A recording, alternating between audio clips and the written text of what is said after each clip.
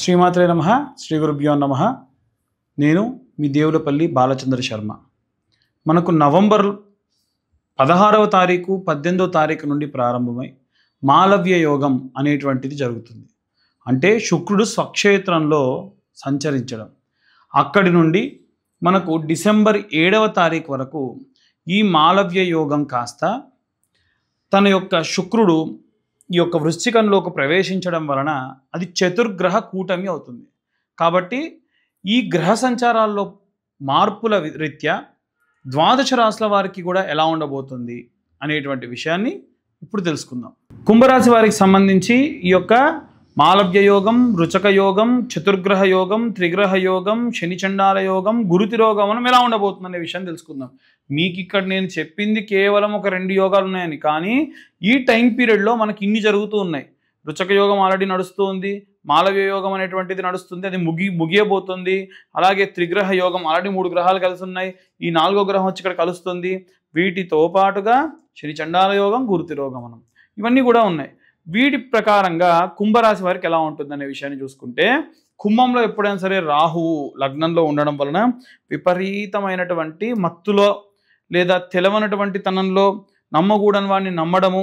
రాహు చేసే లక్షణాలు ఏంటండి? నమ్మకూడని వాడిని నమ్మడం, ఇవ్వకూడని వాడికి డబ్బులు ఇవ్వడం, నమ్మకూడని వ్యక్తుల్ని విపరీతంగా నమ్మడం, విశేషమైనటువంటి నష్టపోవడం, ఇవన్నీ కూడా జరుగుతాయి. మనం ఎప్పుడైనా గుర్తుంచుకోండి, రాహు అనేటువంటి వాడు ఎప్పుడు కూడా మంచి చేస్తాడు అనేటువంటిది లేదు. రాహు మహర్దశలో ఒకవేళ రాహు గనక యోగించి ఉంటే ముందు కష్టపడతాడు. ఎంత కష్టపడతాడంటే ఆల్మోస్ట్ ఒక ఎండింగ్ స్టేజ్ టిప్ దాకా కష్టపెట్టి ఆఖరి క్షణంలో వదిలేస్తాడు. కానీ తర్వాతకి యోగిస్తే చాలా అద్భుతంగా యోగిస్తాడు. కాబట్టి ఎట్టి పరిస్థితుల్లో ఈ యొక్క రాహు లగ్నంలో ఉండడం వల్ల లాభం ఉంటుందని ఎప్పుడు కల కూడా కనకండి. ఒక చిన్న ఉదాహరణ చెప్తే మీరు పట్టుకోగలరు. రీసెంట్గా జరిగింది. నాకు తెలిసిన ఒక రైతు తన పొలానికి సంబంధించి దున్నుకొని, 1 ఎకరం పొలం ఉంది, దున్నుకొని ఏదో కొంచెం ఇల్లు గడుపుకుంటూ ఉన్నాడు, సొంతంగా పండించుకుంటున్నాడు, బాగుంది. ఒకసారి జాతకం ఏదో బాగాలేదని చెప్పి ఎవరో ఫోన్లో యూట్యూబ్లో ఇప్పుడు నాబోటి వాడు ఎవడో ఉంటాడు కదా, అంటే అతనికి ఫోన్ చేసి కనుక్కుంటే అతను ఇంకెవరో ఈ గవ్వలేసి ఇంకేవో చెప్పేటువంటి వాళ్ళు ఎవరో చెప్పారంట. వెళ్తే అయ్యా నీ భూమిలో బంగారం ఉంది, ఆ బంగారాన్ని మేము తీస్తాము అని చెప్పి అంటే సరే అని చెప్పేసి ఇతను ఏం చేయాలయ్యా అంటే 50,000 ఇమ్మన్నాడంట. 50,000 పంపించాడు. పంపించిన తర్వాతకి ఏం జరిగింది, ఆ భూమిలో ఉన్న బంగారం అట 21 రోజుల్లో రోజుకొక అడుగు చొప్పున పైకి వస్తుందని చెప్పాడంట. ఇంకా రాలేదేంటి అని 25 రోజుల తర్వాత ఫోన్ చేశాడు. మొత్తం కాశీ నుంచి, ప్రయాగ నుంచి, యమునా తటి నుండి ఉన్న పుష్కర ఘాట్ల అన్నిటి నుండి కూడా మేము జలం తెప్పించాలి, ఇంకో 80,000 ఖర్చు చేద్దంటే మళ్ళీ వేసాడు. ఆ నీళ్ళు నీకు పంపిస్తాను చల్లుకోమన్నాడు. నీళ్ళు లేదు, మాట లేదు, ఫోను లేదు. మళ్ళీ తర్వాతకు ఫోన్ చేసి అర్థమైంది వాడు మోసం చేశాడు అని చెప్పి. ఏం చేయాలి అప్పుడు? కాబట్టి ఎప్పుడు కూడా గుడ్డిగా మనుషుల్ని నమ్మి డబ్బులు పెట్టకండి. ఉదాహరణకు ఒక బ్రాహ్మడి దగ్గరికి వెళ్ళాడు. బ్రాహ్మడు ఏం చెప్తాడు, అయ్యా మీ జాతకం బాగాలేదు, మేము పలానా పూజ చేస్తాం అన్నారు అనుకోండి. 10 మంది బ్రాహ్మణులు ఉంటారు, వారికి దక్షిణ ఇవ్వాలి, పూజా సామాగ్రి ఉంటుంది, దేవాలయం ఉంటుంది, వీటన్నిటికీ ఇంత ఖర్చు అవుతుంది అనేది కూడా క్లియర్గా ఎంత అవుతుంది అనేటువంటిది చెబితే నమ్మొచ్చు. అది కూడా పూజ అయిన తర్వాతకి మనం అతనికి దక్షిణిస్తాంగా. మరి ఇది ఎక్కడిది? గుడ్డిగా ఎట్లా నమ్ముతారు? ఇలా గుడ్డిగా నమ్మిన తర్వాత అతని పరిస్థితి ఏమిటంటే 1,40,000 1,50,000 పోయినాయి.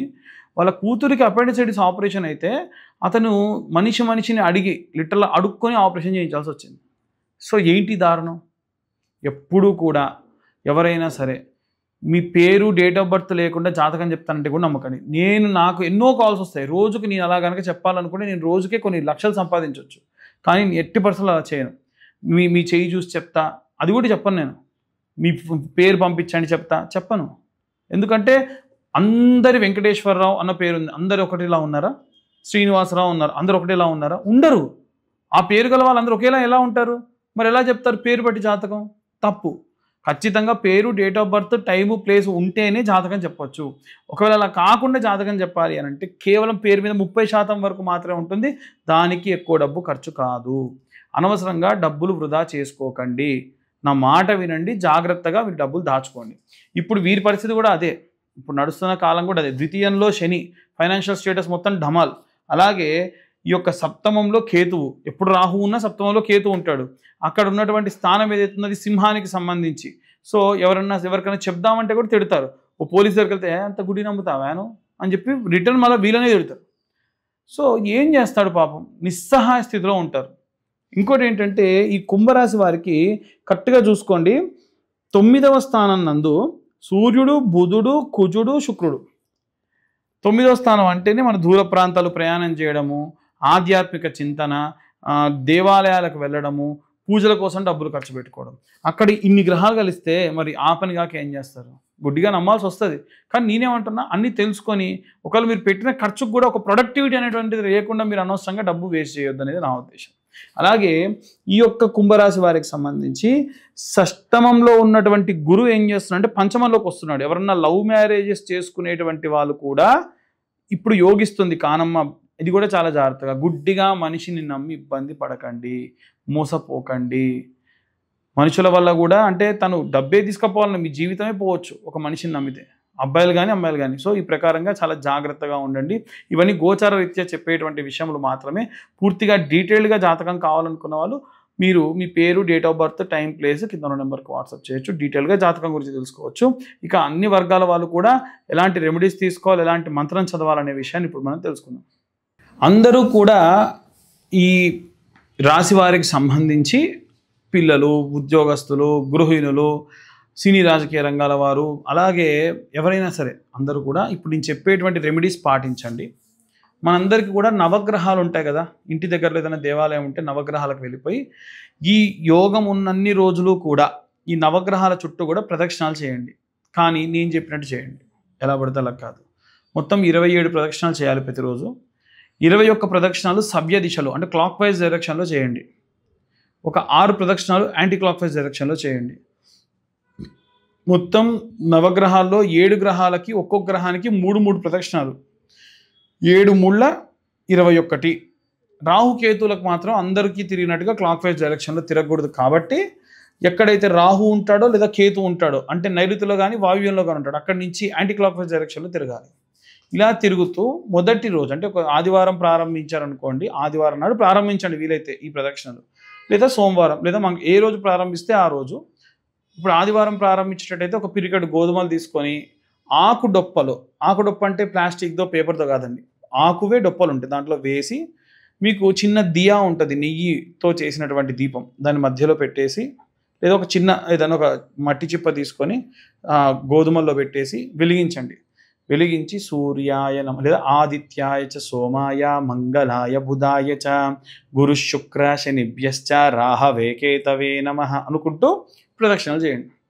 ప్రదక్షిణలు చేసేటప్పుడు ఫోన్లు వాడొద్దు, వాళ్ళని వీళ్ళని చూడొద్దు, ముచ్చట్లు పెట్టొద్దు. మీకు గ్రహ దోషాలు పోవాలి అని చెప్పి మాత్రమే చేయండి. ఇంకా నైవేద్యాన్ని పెట్టదలుచుకుంటే ఈ మధ్యకాలంలో బెల్లం బిల్లలు దొరుకుతున్నాయి, అవి తెచ్చిపెట్టుకోండి, గోధుమల పక్కనే పెట్టండి. తర్వాతకి సోమవారం నాడు స్టార్ట్ చేస్తే పిరికెడు బియ్యము, దాంట్లో 2 వడ్ల గింజలు వేస్తే చాలు. సేమ్ అంతే, దీపం పెట్టండి, ఆ యొక్క బెల్లం ముక్క పెట్టండి, మళ్ళీ ఆదిత్యాయ సోమాయ మంగళాయ బుధాయ అనుకుంటూ ప్రదక్షిణ చేయడం ప్రారంభించండి. అందులో ప్రదక్షిణాలు 21 క్లాక్, యాంటీ క్లాక్ వైజ్ 6, మొత్తం 27 ప్రదక్షిణాలు. అలా మంగళవారం నాడు వచ్చేసరికి కందిపప్పుల్లో 2 కందులు వేయండి, సరిపోతాయి. కంది గింజలు దొరుకుతాయి, లేదా ఉత్త కందిపప్పు పెట్టినా సరిపోతుంది. దాంట్లో దీపం, ఒక మట్టి చిప్పలో దీపం పెట్టేసి ఖచ్చితంగా దీపానికి పసుపు కుంకుమ పెట్టాలండి.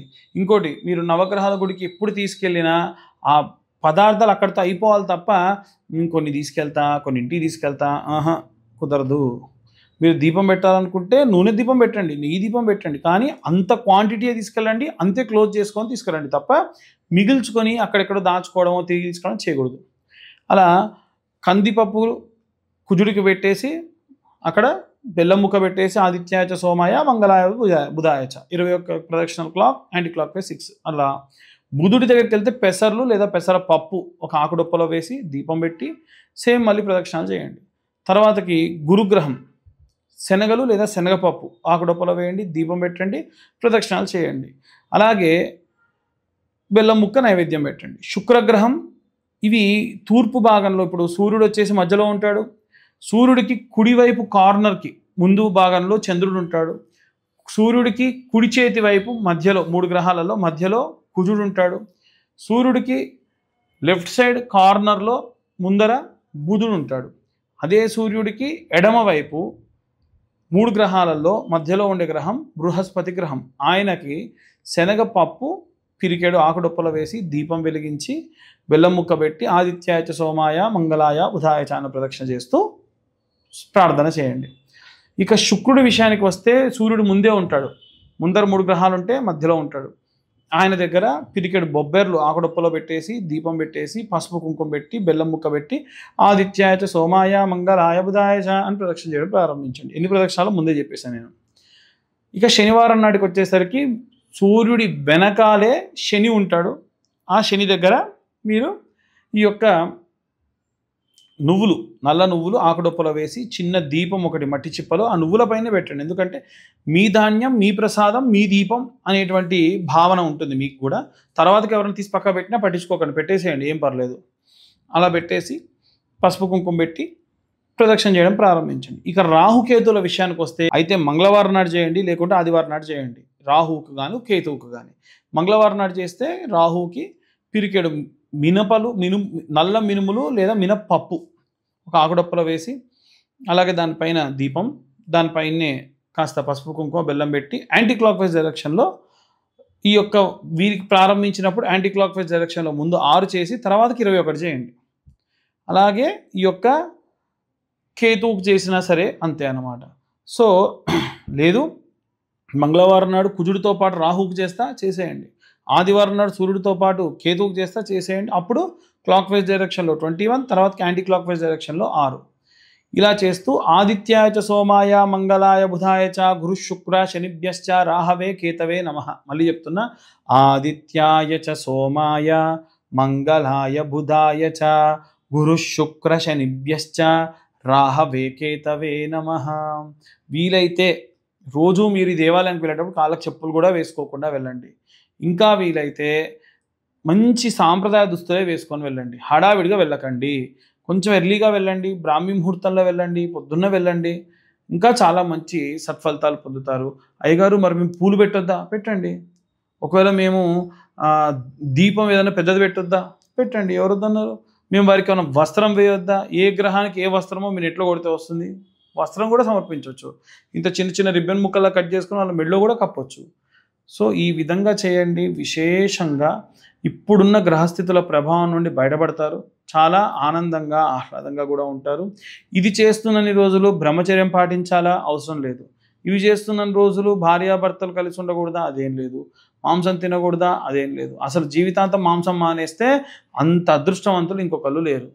నేనైతే అడిగితే మీరు మాంసం మానేసి మీకు చాలా కష్టాల నుంచి బయటపడతారు. ఒక ప్రాణి హింస వల్ల మీరు ఇబ్బంది పడుతున్నారు కాబట్టి వాటి నుంచి బయటపడతారు. చిన్నగా మానేసే ప్రయత్నం చేయండి. మధుమాంస భక్షణ చేయకూడదా? చేయకూడదు. మధుమాంస భక్షణ అసలే చేయకూడదు. మధు స్వీకారం కూడా చేసుకోకుండా ఉంటే మంచిది.